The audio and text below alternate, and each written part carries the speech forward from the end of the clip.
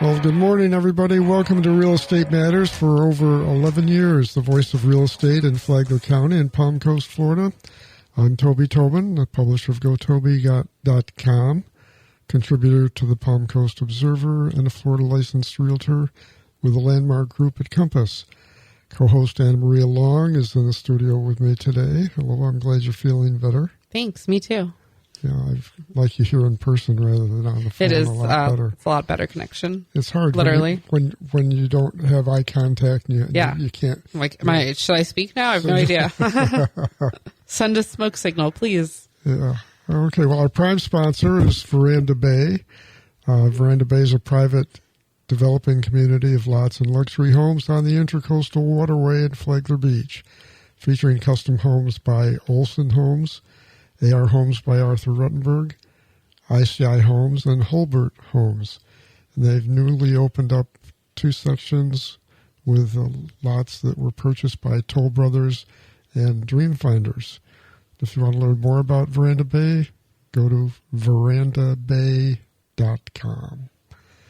Also sponsored by the Flagler County Home Builders Association, where Anna Maria hangs out, and by the Hammock Community Church, where I hang out on Sundays, and Monday mornings, too. It's a men's coffee group. Got it.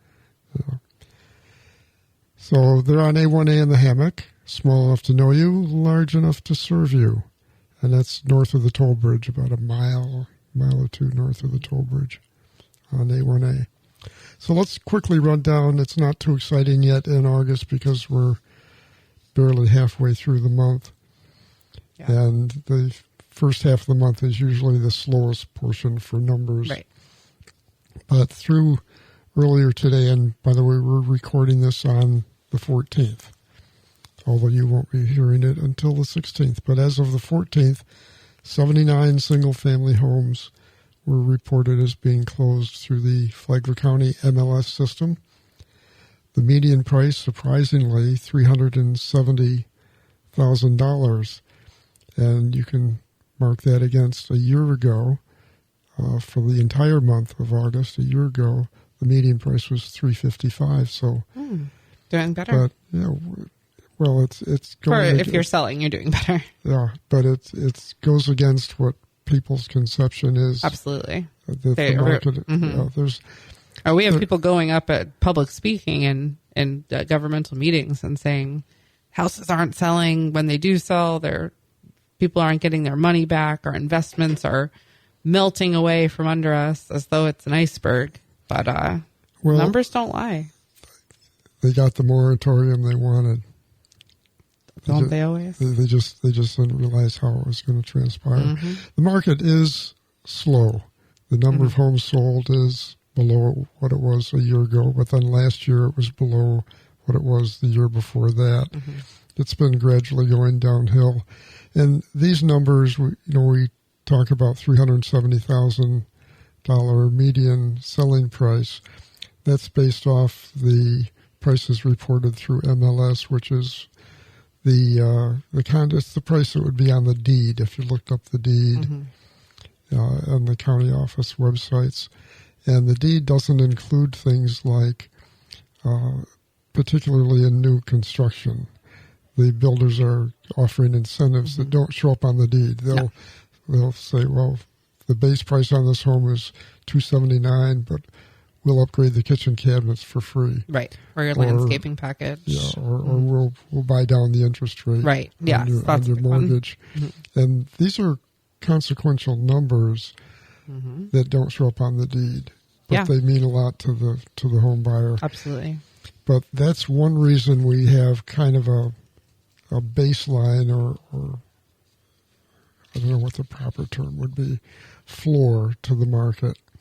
And another reason is because we still have a very active investor market buying in at the lower level of the market, but they compete against one another. It's not just one. If it were just one person, they would allow the price to go as low as they could possibly get it.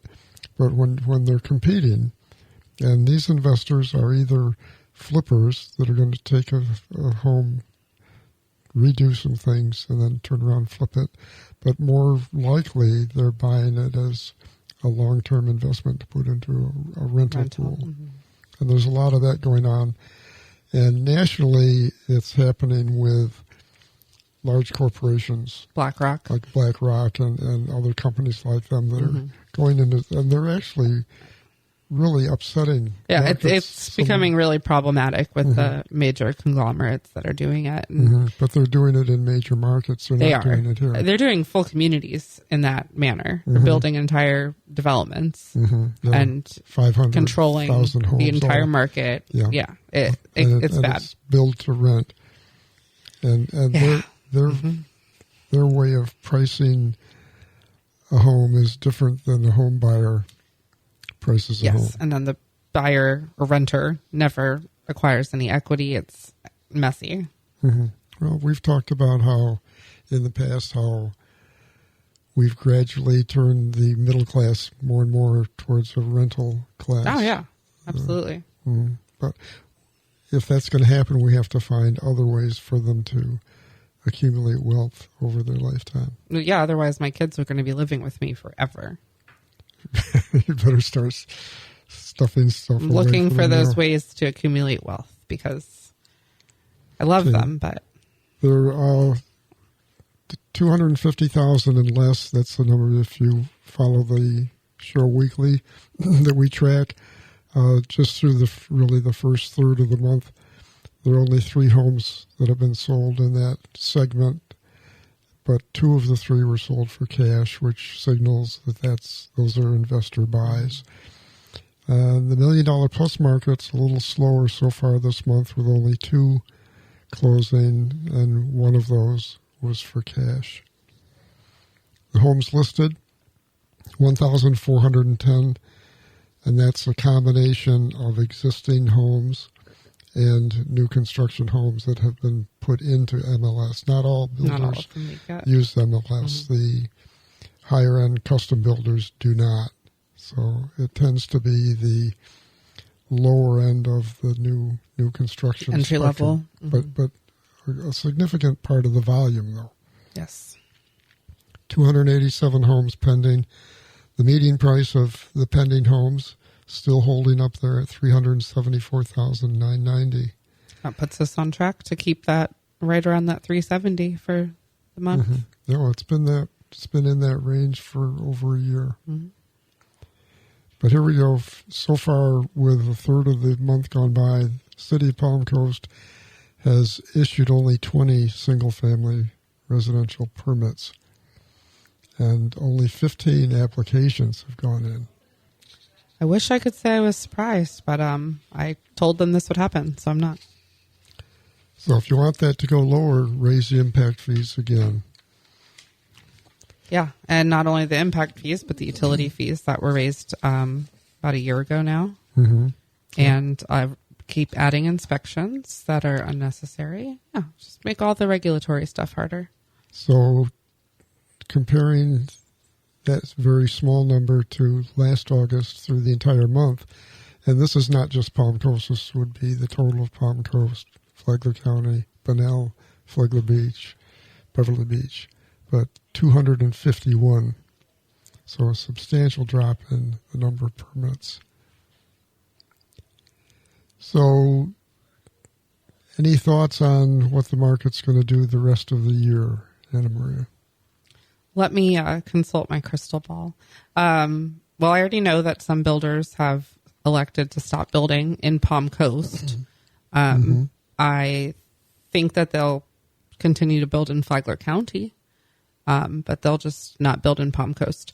So the problem with that, though, is that for the particularly the production builders, there's not.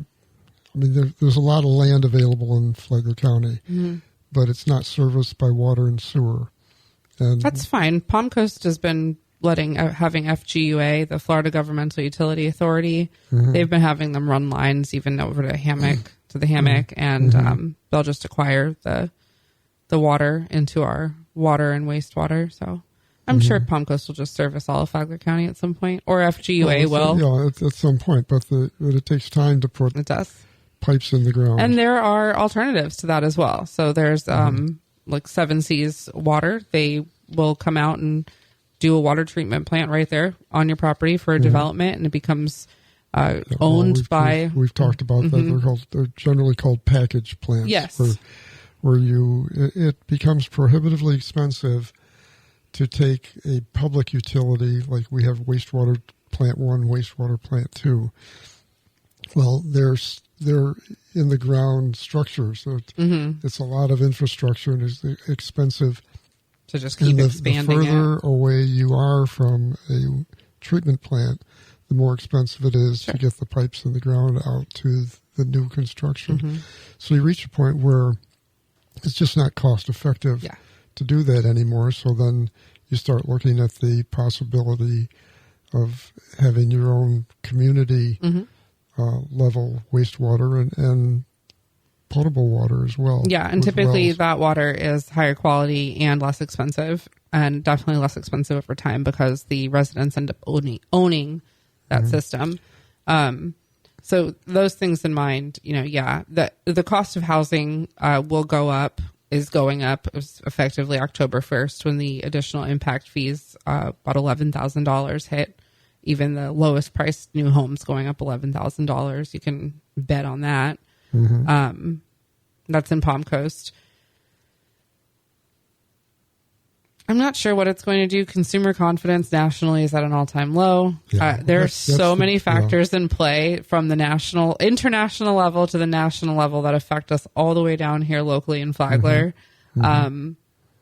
People are always going to be moving in and out for their own personal reasons. People are going to try. Some people will wait and think, oh, the interest rate will get better. I wouldn't wait. I don't think it's going to happen. But I mean, hey, if you're happy where you're at, you're happy where you're at. I was interviewed for a News Journal article that has not been published yet, and little has I've done it on the show too. I've commented that when I moved here 25 years ago, Shirley and I built a house in Grand Haven at the time, and we got a 7% mortgage. I thought I had died and gone to heaven because just 10 years before that, I had purchased a house in a resort community, something like Hammock Beach. It was called Hammock Dunes, outside Charleston, South Carolina, on a barrier island. And in the late 1980s or early 1990s, I guess 90 or 91, I got a variable rate or adjustable rate mortgage at 13%. And over the 5 years I was there, it reached a high of 17%. If I had a red flag, I would wave it right now just because you said arm. Yeah. So anyway, I've been disarmed. Good. Good. Everyone should disarm themselves of arms. So no more. We have to take a break. Don't go away, folks. We'll be right back.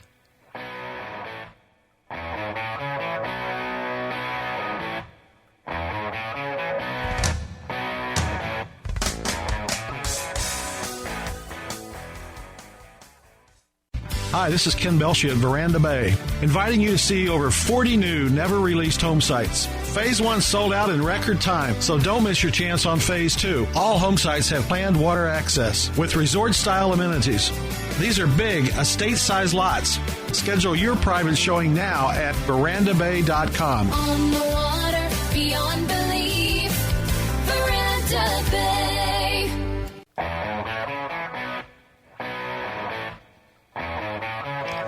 Well, thanks for staying with us. Welcome back. This is the second half of Real Estate Matters. I'm Toby Tobin. Got Anna Maria Long here in the studio today. Usually trusty co-host. Questionable. Yeah. And shout out to our prime sponsor, Veranda Bay. We're talking about the market and what might be happening. And in spite of the recent decline in builder confidence and in consumer confidence a little bit. And there's an awful lot of uncertainty in the market right now, the housing market. Nationally, prices are still creeping up a little bit. Locally, they're not. They're kind of creeping down. The trend is in the downward direction.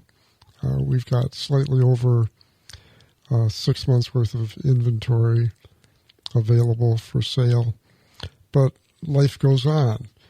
And if you live in the builder world as you do, and I do a little bit as well, you start out with a lot that's just vacant out there someplace. Maybe it's agricultural land.